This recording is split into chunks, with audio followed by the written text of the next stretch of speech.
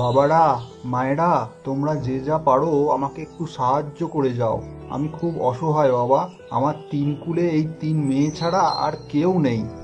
আমি অক্ষম, তাই কোনো কাজ করতে পারি না। তোমরা সবাই তো জানো, জীবে প্রেম করে যে জন সেই জন সেবিছে ঈশ্বর। এই কথা মনে করে আমার মতো একজন নগণ্য লোককে তোমরা দয়া করে কিছু দিয়ে যাও।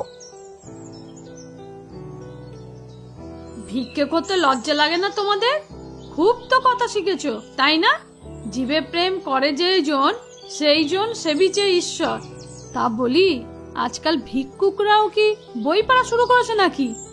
আর এতই যদি তোমার বইয়ের ভাষা মুখস্থ, তাহলে ভিক্ষা করা বাদ দিয়ে কিছু ছেলে মেয়েদের অন্তত পড়াতে পারো। তাতে করে বরং তোমার মান সম্মানই বাঁচবে। এই যে তুমি দুটো মেয়েকে নিয়ে ভিক্ষা করছো, ওদের ভবিষ্যতে কি হবে একটু বলো তো?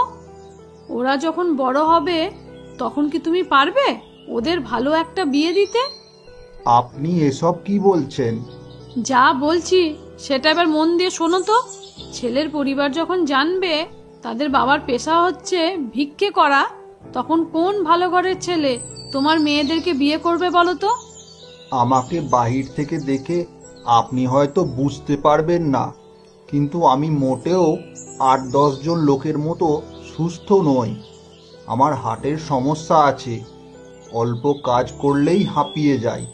এমন অসুস্থ মানুষকে কেউ কাজে রাখতে চায় না।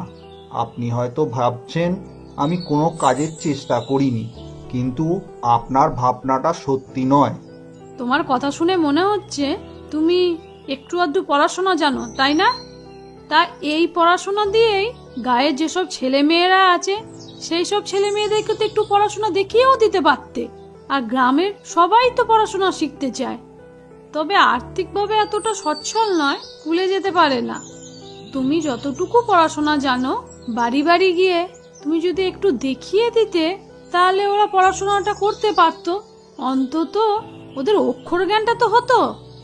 আর এই উপকারের বিনিময়ে তুমি কিছু টাকাও আয় করতে পারতে। তখন থেকে আপনি আমার বাবার সাথে এইভাবে কেন কথা বলছেন? আপনার যদি ইচ্ছা হয় তাহলে আপনি আমাদেরকে সাহায্য করতে পারেন, যদি না চান তার সাহায্য নাই করতে পারেন। কিন্তু আমার বাবাকে এরকম শুধু শুধু কথা শোনাবেন না। আমরা অনেক কষ্ট করে আমাদের সংসার চালাই, আমরা কারোর ক্ষতি করি না। আরে আরে, কথা কি শুধু তুমিই বলতে পারো? তোমার মেয়েরাও দেখি কট কট করে কথা বলতে পারে।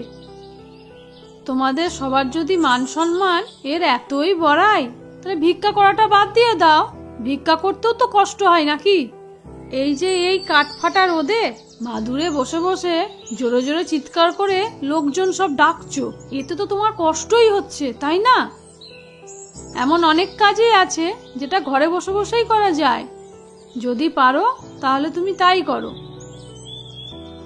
মনে রাখবে, মুখে বড় বড় কথা বলে নিজেদের মান সম্মান রক্ষা করা যায় না। আচ্ছা ঠিক আছে, আপনার কথাটা আমরা মনে রাখবো। বাড়িতে আমাদের বড় দিদি আছে, তার সাথে কথা বলে দেখবো কি করা যায়। আচ্ছা ঠিক আছে, আমি বাজারে গেলাম। তোমাদের সাথে কথা বলতে বলতে আমার অনেক সময় চলে গেল। বেলি দিদি, তুমিও আমাদের সাথে খেয়ে নাও না। আমরা সবাই তো খাচ্ছি, কিন্তু তুমি এভাবে বসে আছো কেন?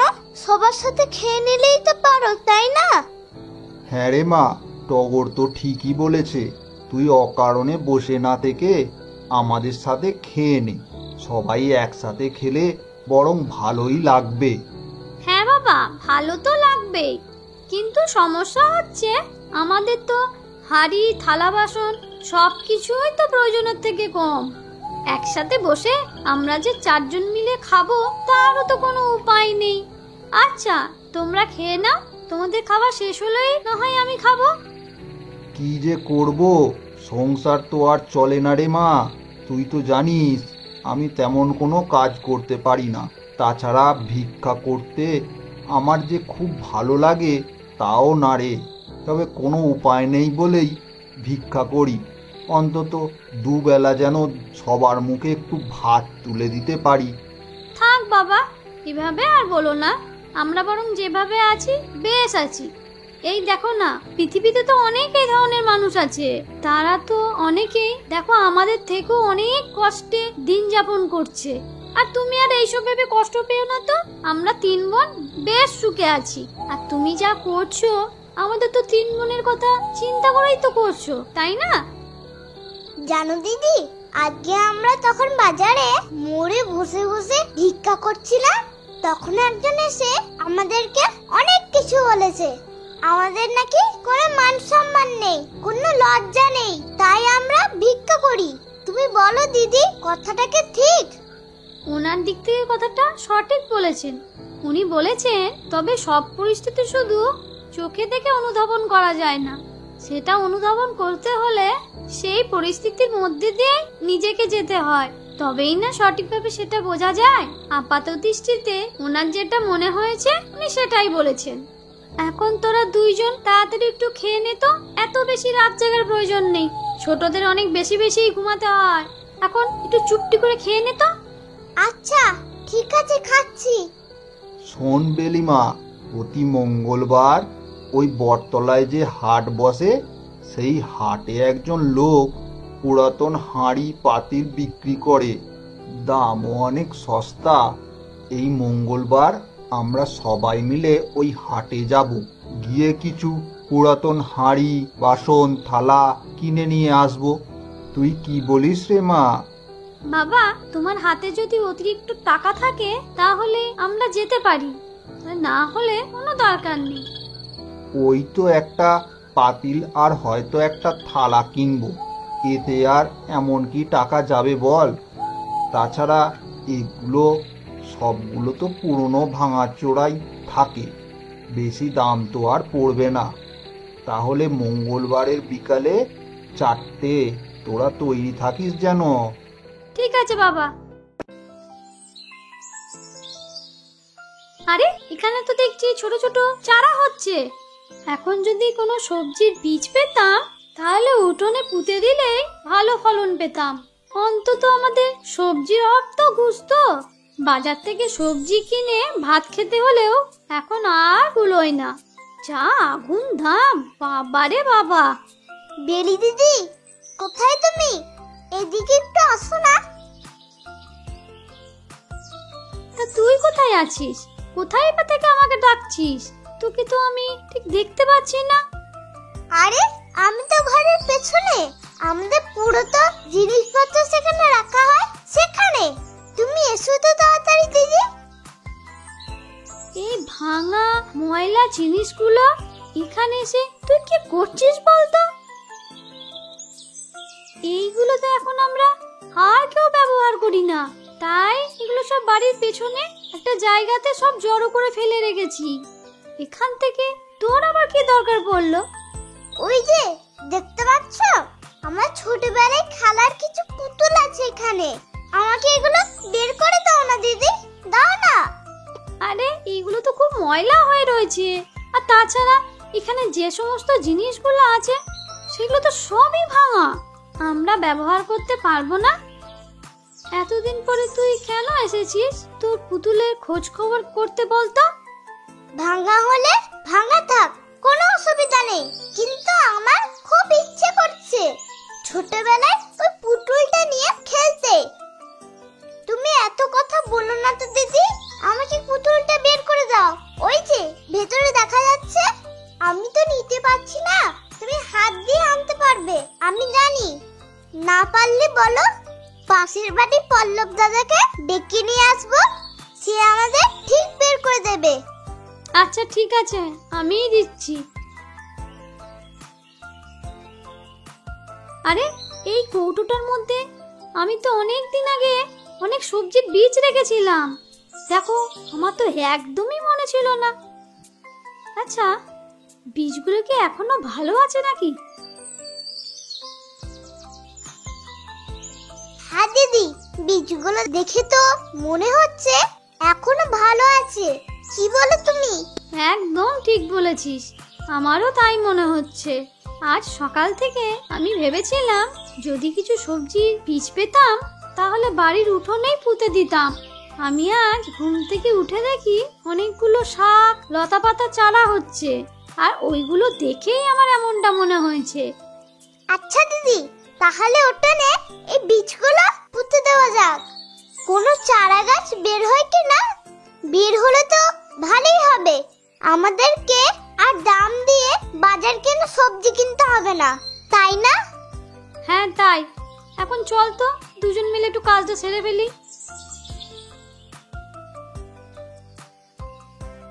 আচ্ছা দিদি, আমাদের তো সবগুলো বীজ পুঁতে দেওয়া হয়ে গেছে, এখন তো জল দিতে হবে। আর আমার কি মনে আছে এই বীজগুলো কোন কোন সবজি? না রে জুই, তবে ঠিক মনে পড়ছে না।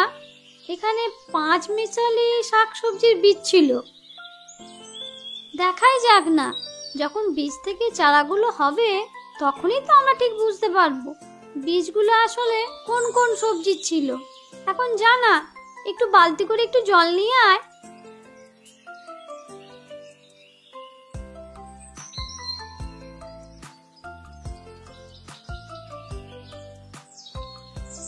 হ্যাঁ রে মা বেলি, তুই তো দারুণ একটা কাজ করেছিস রে। কত সুন্দর সুন্দর মিষ্টি কুমড়ো, লাউ, পটল, বেগুন আর টমেটো ধরেছে রে। তার সাথে সাথে কত ধরনের শাকও হয়েছে। আমাদের 4 জনের সংসারে যে পরিমাণ শাকসবজি লাগে না, এখন থেকেই তা পূরণ হয়ে যাবে রে। হ্যাঁ বাবা, অনেক সবজি ধরেছে, দেখতে খুব ভালো লাগছে। সবজির বীজ তো আমি আর জুই মিলে বুনেছিলাম, কিন্তু এখানে যে শাকগুলো দেখতে পাচ্ছ সেগুলো তো আমরা লাগাইনি, নিজে নিজেই হয়েছে মনে হয়। দেখলি দিদি, সেদিন আমি পুতুলটা বের করতে গেছিলাম বলে বাড়ির পিছনে ওই জায়গায় গেছিলে, আর তখনই তো তোমার চোখ পড়েছিল বীজের কৌটোটার দিকে, তাই না? আমার তো মিষ্টি কুমড়ো খেতে খুব ভালো লাগে, বাবা তো আমাকে সবসময় এনে দিত না, শুধু বলতো অনেক টাকা লাগবে, তাই বেশি বেশি কেনা যাবে না। এখন আমাদের নিজেদের মিষ্টি কুমড়ো গাছ আছে, যখন মন চাইবে তখন খেতে পারবো। বেলি দিদি, তুমি আমাকে রান্না করে দেবে না? হ্যাঁ রে টগর, দেব না কেন, অবশ্যই দেব।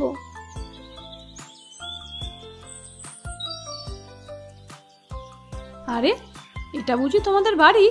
জানো, এই গায়ে আমাদের বড় বোনের বিয়ে হয়েছে, আর আমি তো সেইখানেই যাচ্ছিলাম।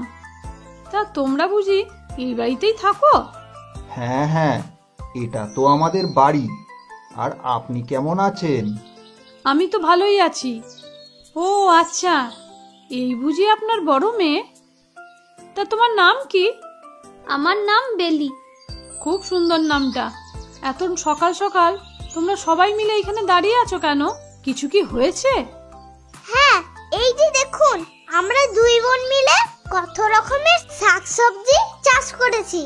আমাদের উঠোনটা খুব সুন্দর লাগছে, তাই না? হ্যাঁ, তা তো লাগছেই, ভালোই তো ফলন ধরেছে।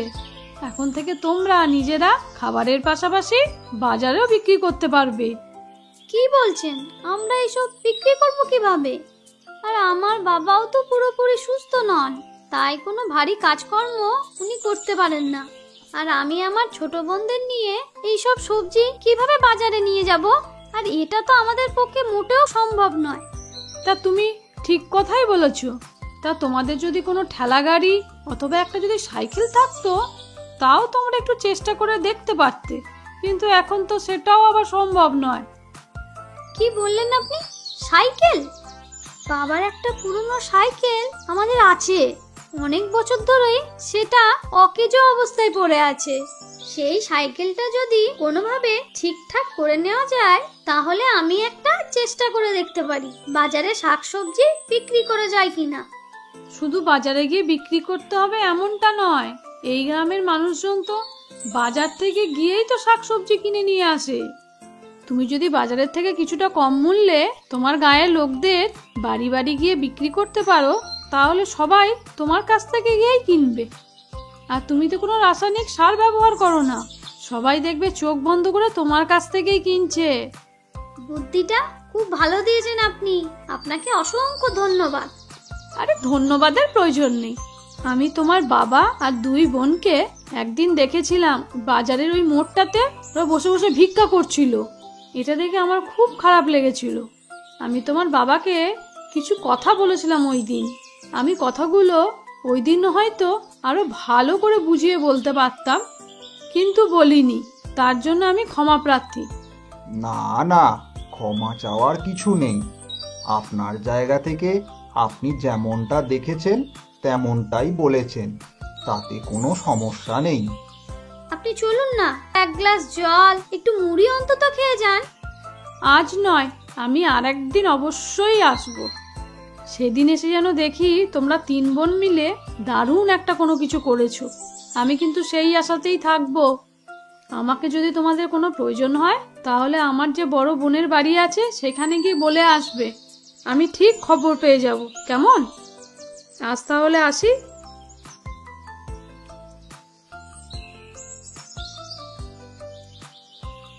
সবজি লাগবে কারোর? সবজি, টাটকা টাটকা সবজি, মিষ্টি কুমড়ো, লাউ, বেগুন, টমেটো, পাঁচমিশালি শাক। কি নেই আমার কাছে? যা চাইবেন সব পাবেন হাতের লাগালে। শুধু সবজি নয়, আমার কাছে পেয়ে যাবেন এই 5 ধরনের সবজির বীজও। তাই আর দেরি না করে চলে আসুন। কিরে বেলি, সাইকেলটা একটু দাঁড় করা। হ্যাঁ বৌদি, তোমার কিছু লাগবে? হ্যাঁ রে, লাগবেই তো। এই জন্যই তো বাজারে যাচ্ছিলাম। পথের মধ্যে যেহেতু তোকে পেয়ে গেলাম, তাহলে তোর কাছ থেকেই কিনবো। এই রোদের মধ্যে হেঁটে হেঁটে এত দূরে আর বাজারে যাব না। কি কি এনেছিস আমাকে দেখা। বাহ, অনেক ধরনের শাকসবজি তুই এনেছিস দেখছি। বলো বৌদি, কি কি লাগবে? তা আমাকে একটা মিষ্টি কুমড়ো আর 5 মিশালি শাক দিয়ে দে। এই নাও বৌদি। আর শোনো, তোমার যদি কোনো বীজের প্রয়োজন হয় তাহলে আমাকে বলো, কিন্তু আমার কাছে এইসব সবজিগুলোর বীজও আছে। আচ্ছা, তাহলে তুই বরং আমাকে একটু লাউ বীজ 10 টাকার দিয়ে দে তো। এই যে নাও।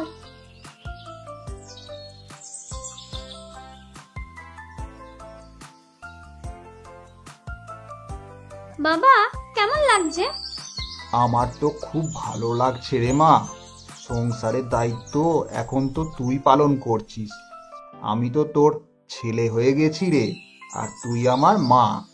তুমি আমাকে আশীর্বাদ করো বাবা, আমি যেন আমার 2 বোনকে মানুষের মতো মানুষ করতে পারি। অবশ্যই আশীর্বাদ করি মা।